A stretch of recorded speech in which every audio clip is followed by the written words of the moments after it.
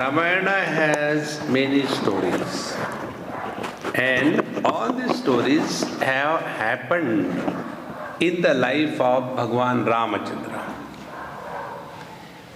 So these are to be looked upon from two standpoints. Spiritual life is a constant process of learning.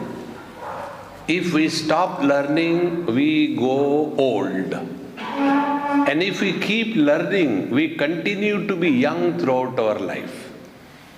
Therefore, if we have been reading Ramayana so many years, we have to make it a point. Today, what I am going to learn from Ramayana. So 365 days, we will learn 365 things in a year. This process of interacting with the Ramayana story is making the historical fact into the subjective application. And when we apply this knowledge subjectively, then alone there is a meaning to our life. Otherwise, life becomes a burden and a mechanical lifestyle. So yesterday we have seen one or two events. Now we continue with some more events. After Bhagwan Ramachandra was born, there are lots of leelas, what was the time, Bhaya Prakata Krupala Dina Dayala, what was the time, what was the place, what was the situation, how was the climate. There we come across that the whole nature was at its top. There was beautiful air and there was pleasing, nice smell, and everything was so cheerful and happy. And in that, right in the afternoon, 12 o'clock, Bhagwan Ramachandra was born, belonging to the solar dynasty. This is one of the events, how Bhagwan Rama is born. Means what? In the external world, the Lord, when He manifests, there has to be a proper time, proper climate, proper environment. Then only the Lord can come. In the same manner, this is one of the biggest and the most important spiritual lesson. Never struggle to have the darshan of Lord. See, many people ask us this question. One youngster asked me this question.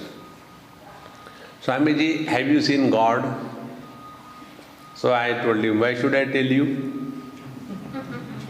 It is my personal thing.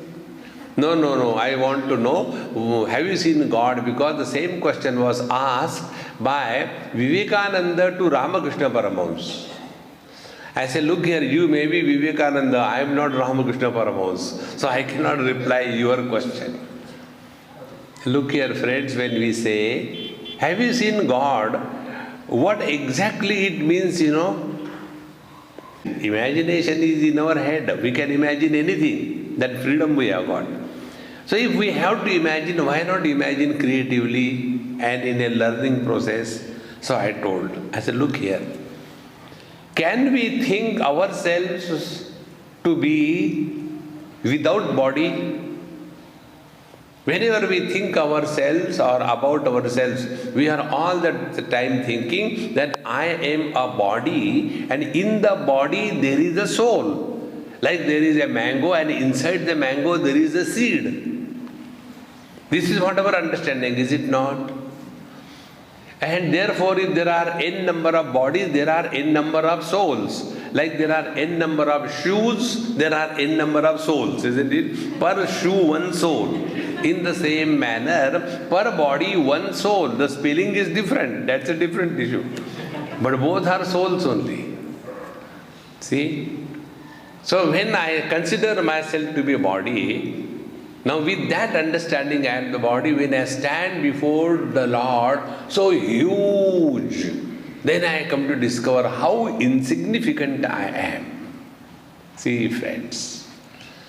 So whenever we have to learn from Ramayana, Bhagwan has appeared only when everything was perfect. Then the Lord has taken avatar. So instead of struggling to see God, Why not give an opportunity to the God who is inherent in every one of us to express through us? This is all the spiritual life. Rather than struggling to see God, let the God be manifested through us. This is what is the meaning of birth of Lord Rama. Rama is born in the heart of every devotee. Rama is born in the heart of every man of wisdom, provided we allow his manifestation. And how and under what conditions he manifests. See, you must be, cleaning those metal vessels. So how do we clean? We apply the brasso or, the imli or the nimbu and rub it and some kind of chemical powders, and then it becomes bright and clean and shining. Now that shining is not added by the chemicals. The shining is inherent in every metal. But that shining aspect of the metal was covered by the effect of various climatic changes. The heat and the moisture and everything. Because of that, the oxide is formed, and this oxide which is formed on the metal covers the inherent brightness of the metal. So when we add some chemicals or some acidic things, what is done? That oxide is dissolved and the inherent brightness is surfaced. Is it not? Exactly. This is what is the birth of Rama in our heart. See?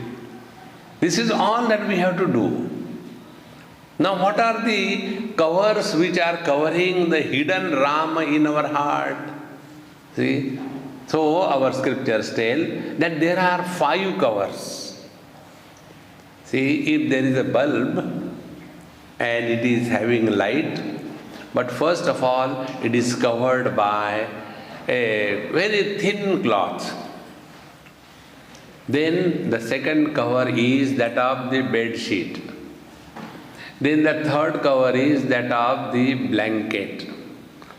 The fourth cover on the same bulb is that of a quilt. And the fifth cover is that of a tarpaulin. Now inside the bulb is having a light.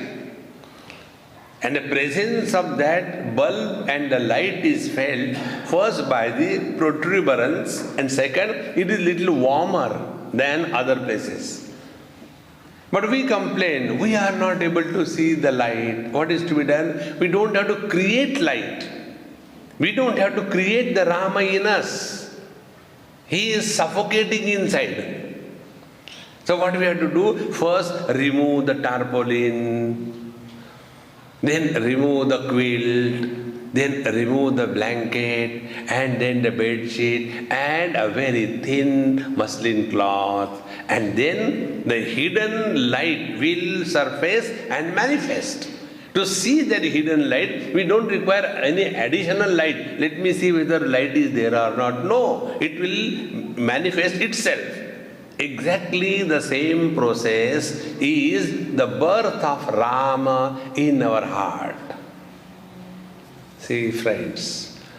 So what has happened objectively, historically in the Treta Yuga, the same has happened hundreds and thousands of times in the lives of all the great masters. See, friends, in Bhagwan Gita it says, Jnani tu atmaiva me vatam.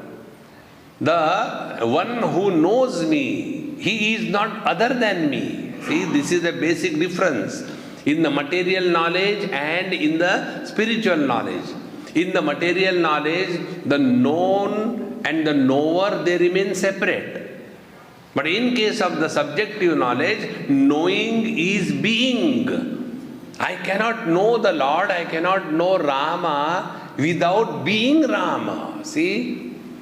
Because the Sat, the existence, and Chit, the knowledge, they are not two. And that is why when we talk about the birth of Bhagwan Ramachandra, externally in our regular celebrations, etc., it is happening, it is required. But it is not once in a while, it is every moment's experience. And that Rama has to manifest, and it will not manifest just like that. Then what was the sadhana? Sadhana, these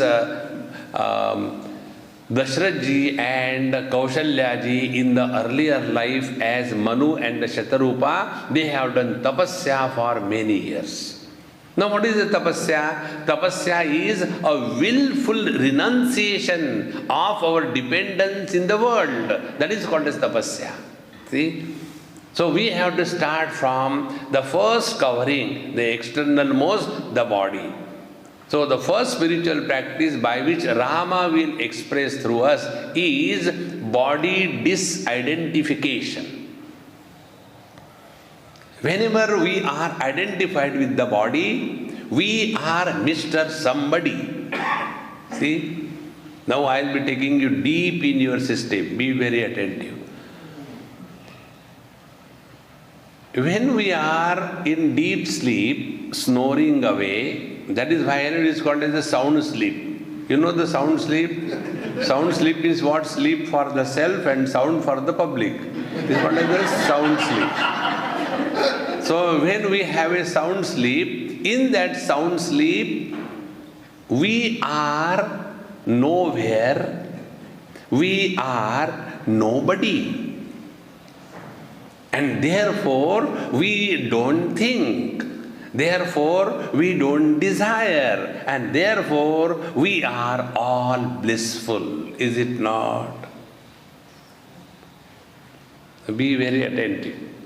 So, it is rightly said by mistake. Nobody is happy in this world. It is true. Nobody alone is happy.